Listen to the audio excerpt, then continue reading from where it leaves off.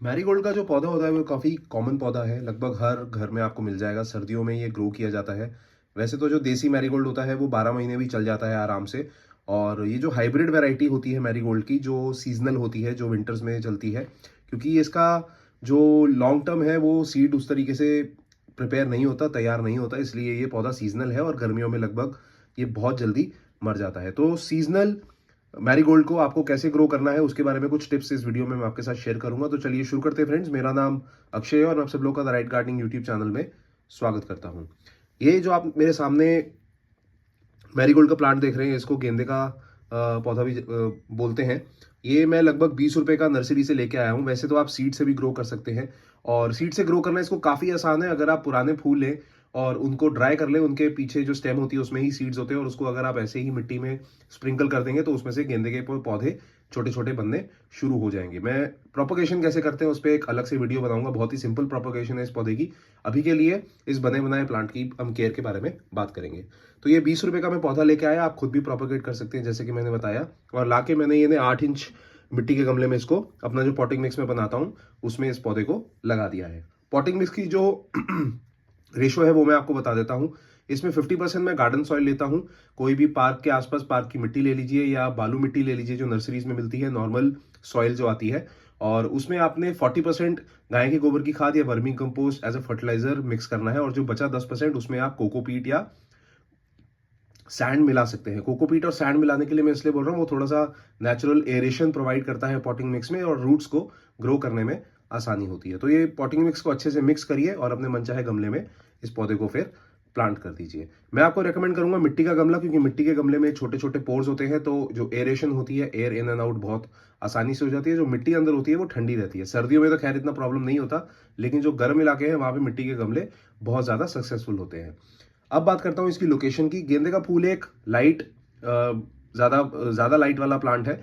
इसको कम से कम 4 से 5 घंटे की डायरेक्ट सनलाइट चाहिए होती है, और इसको इसलिए ऐसे लोकेशन पे ग्रो करिए जहाँ पे इतनी धूप इसको मिले। अब मैं बात करता हूँ इसकी वाटरिंग के बारे में। वाटरिंग मैरीगोल्ड को आपने तभी करनी है जब इसकी टॉप सॉइल बिल्कुल ड्राई हो जाए, और ड्राई होने पे आपको कैसे फील करना है कि इसकी टॉप सॉइल ड्राई हो गई। आप आपकी जो छोटी उंगली है आप थोड़ा सा इसको मिट्टी में डाल सकते हैं और देख सकते हैं कि उसमें मॉइस्चर मिट्टी में है कि नहीं है। अभी ये मिट्टी थोड़ी सी हार्ड लग रही है मुझे, तो इसमें अभी मुझे मॉइस्चर कम लग रहा है, तो मैं कल इसमें वाटरिंग कर दूंगा। हालांकि वैसे मैं पौधों में डीप वाटरिंग करता हूँ। डीप वाटरिंग से क्या मतलब है, मैं डेली वाटरिंग नहीं करता पौधों में। 2 या 3 दिन में एक बार ही पानी दे देता हूँ पौधों में, और उसके बाद ये साइकिल रिपीट करता हूँ। तो प्लांट्स को भी एक आदत हो जाती है वाटरिंग शेड्यूल के साथ स्टिक करने की। इसमें ऊपर आप कभी कभी, अब जैसे यहाँ पे मैं तो दिल्ली एनसीआर में रहता हूँ, तो सर्दियों में काफ़ी ज़्यादा धुआं रहता है और पोल्यूशन रहता है यहाँ पे, और डस्ट काफ़ी रहती है। तो इसको आप रेगुलरली वॉश भी करें तो वो एक नेचुरल मॉइस्चर भी प्लांट को ऊपर से मिलेगा।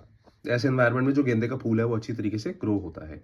एक और इंटरेस्टिंग चीज़ मैरीगोल्ड के प्लांट के बारे में, कि ये एक बहुत ही अच्छा पॉलिनेटर प्लांट है।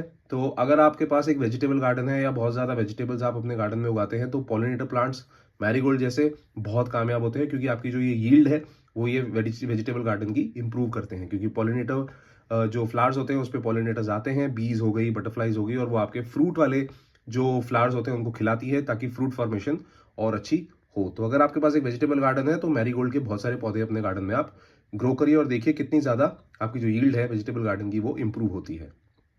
अब बात करता हूँ इसमें फर्टिलाइजेशन के बारे में। जैसा कि मैंने पॉटिंग मिक्स बनाते हुए आपको बोला था कि इसमें आप वर्मिंग कंपोस्ट या गाय के गोबर की खाद 40% मिला सकते हैं। इसके अलावा हर 15 से 20 दिन में एक ऑर्गेनिक फर्टिलाइजर आप डाल सकते हैं। लिक्विड सीवीड एक्सट्रैक्ट आता है। इसमें 61 ऐसे माइक्रो न्यूट्रिएंट्स होते हैं जो प्लांट्स को चाहिए होते हैं, जैसे कि मैग्नीशियम, जिंक, बोरॉन, और बहुत सारे माइक्रो न्यूट्रिएंट्स होते हैं जो प्लांट्स को चाहिए होते हैं, जो मेजर मैक्रो न्यूट्रिएंट्स वाले फर्टिलाइजर्स में नहीं होते, जिसमें एनपीके की मात्रा ज्यादा होती है और माइक्रो न्यूट्रिएंट्स नहीं होते। एनपीके से मेरा मतलब है नाइट्रोजन, फॉस्फोरस और पोटेशियम।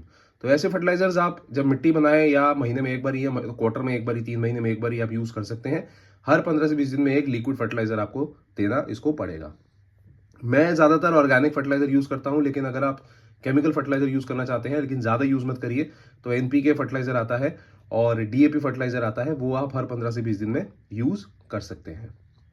अब बात करता हूँ इसकी कीड़े मकोड़ों के बारे में। इसमें बहुत ज़्यादा कभी कभी अटैक हो जाता है अगर आप ठीक से केयर ना करें। तो इसमें एफिड्स और वाइट फ्लाइज का बहुत अटैक होता है, और एफिड्स आपको दिख जाएंगे प्लांट की लीव्स के पीछे, ब्लैक ब्लैक कलर के छोटे से कीड़े होते हैं, वो विजिबल हो जाते हैं। इस पे स्पाइडर माइट्स जाले लगा देते हैं और उस जाले की वजह से जो पूरा प्लांट की एनर्जी है वो सक कर लेते हैं, जिसकी वजह से धीरे धीरे आपका जो पौधा है वो मरना शुरू हो जाता है। तो इसको बचाने के लिए आप लिक्विड नीम ऑयल एक्सट्रैक्ट का स्प्रे कर सकते हैं।